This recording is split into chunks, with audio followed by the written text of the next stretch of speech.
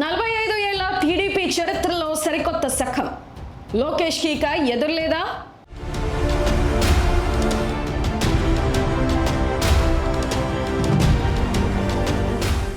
రత్నాన్ని ఎంత సానబెడితే అంతలా మెరుస్తుంది అంటారు. ఒకప్పుడు ఆయన సామర్థ్యంపై ప్రత్యర్థులు విమర్శలు, సొంత పార్టీలోనే ఎన్నో అనుమానాలు. కానీ ఇప్పుడు ఏకంగా 45 ఏళ్ల తెలుగుదేశం పార్టీ చరిత్రలోనే ఎవ్వరూ ఎక్కని పీఠంపై ఆయన కూర్చున్నారు. అలిపిరి నుంచి ఇచ్చాపురం వరకు సాగిన ఒక అడుగు ఇవాళ ఏపీ రాజకీయాల్లో ఒక పెను ప్రకంపన సృష్టిస్తుంది. ఇంతకీ టీడీపీలో ఏం జరుగుతుంది? 2029 నాటికి నారా లోకేష్ అసలు టార్గెట్ ఏంటి? తెలుగుదేశం పార్టీ వ్యవస్థాపకుడు ఎన్టీఆర్ నుంచి ఇప్పటి చంద్రబాబు వరకు అధినేతే సర్వం. పార్టీలో పవర్ సెంటర్ ఎప్పుడు ఒకటే, కానీ దశాబ్దాలు ఆ ఆనవాయితీ బ్రేక్ అయింది. టీడీపీ చరిత్రలో తొలిసారిగా వర్కింగ్ ప్రెసిడెంట్ అనే కొత్త పదవి క్రియేట్ అయింది. ఇప్పుడు ఆ బాధ్యతలు నారా లోకేష్ భుజాలపై పడ్డాయి. ఇది కేవలం పదవి కాదు, చంద్రబాబు తన బాధ్యతల్లో సగానికి పైగా వారసుడికి బదిలీ చేస్తున్నారనడానికి ఒక స్పష్టమైన సంకేతం.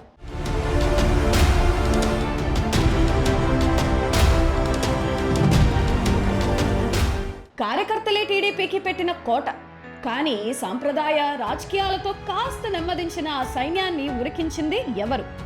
యువగళం పాదయాత్ర.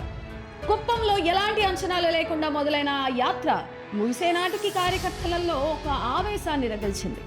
రెడ్ బుక్ అంటూ లోకేష్ ఇచ్చిన ధైర్యం 2024లో టీడీపీకి అసలు రెక్కలు తొడిగింది.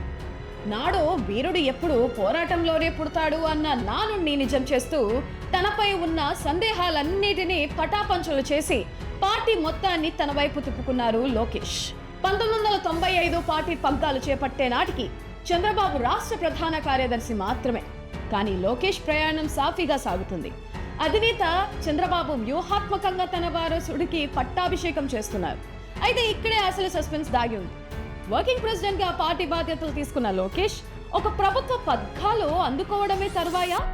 2029 ఎన్నికల నాటికి కూటమి తరఫున ముఖ్యమంత్రి అభ్యర్థిగా లోకేష్ ని ప్రొజెక్ట్ చేస్తారా, లేక బాబు సారథ్యంలోనే ఎన్నికలకు వెళ్లి ఆ తర్వాత సీఎం పీఠం అప్పగిస్తారా?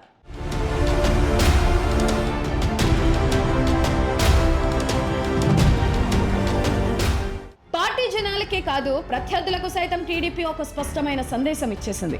టీడీపీ అంటే చంద్రబాబు మాత్రమే కాదు, ఇకపై నారా లోకేష్ కూడా. సార్వత్రిక ఎన్నికలకు 3 ఏళ్ల ముందే వేసిన ఈ మాస్టర్ స్ట్రోక్ ఎలాంటి ఫలితాలను ఇస్తుందో వేచి చూడాలి. మరి దీనిపై మీ అభిప్రాయం ఏంటి? 2029లో లోకేష్ సీఎం క్యాండిడేట్ గా ఉండబోతున్నారా? కామెంట్ చేయండి.